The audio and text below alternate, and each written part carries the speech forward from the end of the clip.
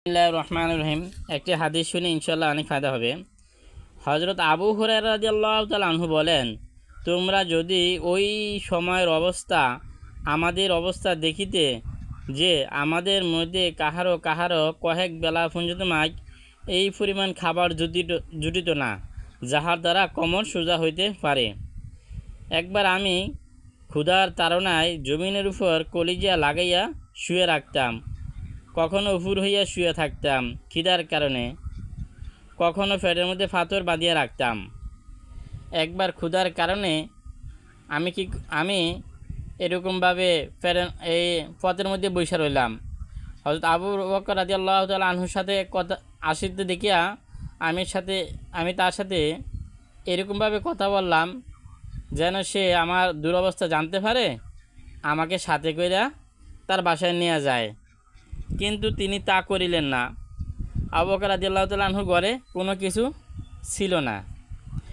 তারপরে দিয়ে এরকমভাবে ওমর রাদিয়াল্লাহু তাআলা আনহু পথ দিয়ে যাইতেছিলেন, তার সাথেও আমি এরকমভাবে কথা বললাম যাতে সে আমার কষ্টের কথা বুঝতে পারে এবং আমাকে ঘরে লইয়া যায়।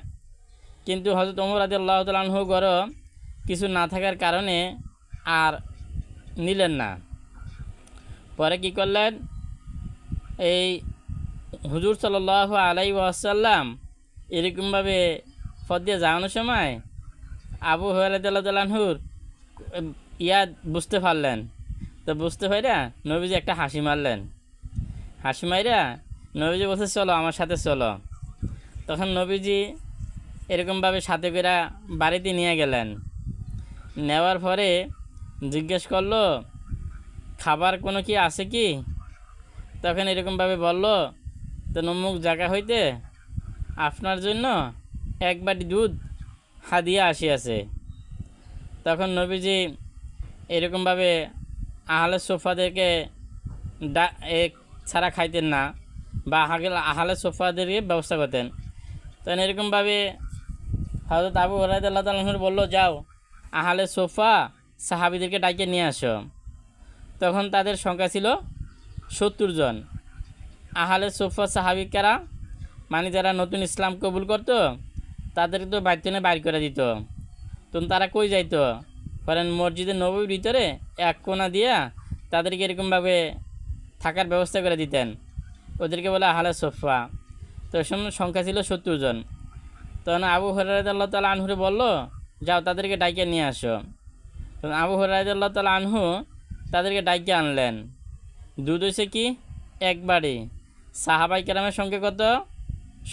আহলে সোফাদের সংখ্যা হয়েছে 70 জন। আবু হুরায়রা রাদিয়াল্লাহু তাআলা আনহু আছে, তাহলে কতজন হয়ে গেল? 71 জন। তারপরে দিয়ে আবার নবীজি আছে। তারপরে এরকমভাবে আনার পরে দিয়া আবু হুরায়রা রাদিয়াল্লাহু আনহু হাত দিয়ে বলছে, যাও সকালকে পান করাও। তখন আবু হুরায়রা রাদিয়াল্লাহু আনহু মনে মনে ভাবলো, হায়, এক বাটি দুধ একজনের জন্য যথেষ্ট না, আমারে পান করাতে দিছে, আমার ফালা আসবে সবার লাস্টে, আমার ভাগ্যে তো আর জুটবে না। তো নবীজির কথা অমান্য করার সুযোগ তো তার নাই। তো সে দুধ পান করানো শুরু করলো। একজন হাতে বাটি দেয়, সে তৃপ্তি অনুযায়ী পেট ভরে খায়। তখন আবার আবু হুরায়রা রাদিয়াল্লাহু আনহু হাতে বাটি ফেরত দেয়। এরকমভাবে এক বাটি দুধ 70 জনের খাওয়াইছে।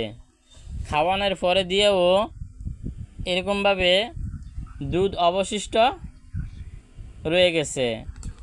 তখন এরকমভাবে আবু হুরায়রা রাদিয়াল্লাহু আনহু নবীজি বলতেছে, আবু হুরায়রা এবার তুমি খাও। তখন আবু হুরায়রা রাদিয়াল্লাহু আনহু খাইলো, পেট ভরে খাইলো। খানার পরে নবীজি বলছে, আবার খাও। তখন আবার খাইলো। তখন নবীজি বলছে, আবার খাও। বলছি, ইয়া রাসূলুল্লাহ, আর তো পারতেছি না, একবারে ভর্তি হয়ে গেছে গা। তখন নবীজি অবশিষ্ট বাকি দুধ নবীজি খাইছেন। তাহলে আল্লাহ তাআলা কি বরকত দিয়েছেন, এক বাটি দুধ এরকমভাবে 31 জন সাহাবী খাওয়ার পরে দিয়েও রয়ে গেছে। তখন নবীজি ওইটা খাইছে। তা আল্লাহ চাইলে খাওয়াও ফেলতে পারে, আল্লাহ চাইলে না খাওয়া ফেলতে পারে। তো যেন বরকত দেওয়ার মালিককে আল্লাহ তাআলাই সব কিছু করেন, আল্লাহ তাআলাই সব কিছু পরিবর্তন করেন। এজন্য আসুন আমরা আল্লাহ তাআলার হুকুম মানি, নিয়মিত 5 ওয়াক্ত নামাজ পড়ি, সৎ কাজে আদেশ করি, অসৎ কাজে নিষেধ করি। আল্লাহ তাআলা আমাদেরকে দুনিয়া আখিরাতে উভয় জাহানে আল্লাহ তাআলা শান্তির ফয়সালা করবেন। আমিন। ওয়া আখিরি দুআনা আলহামদুলিল্লাহি রাব্বিল আলামিন।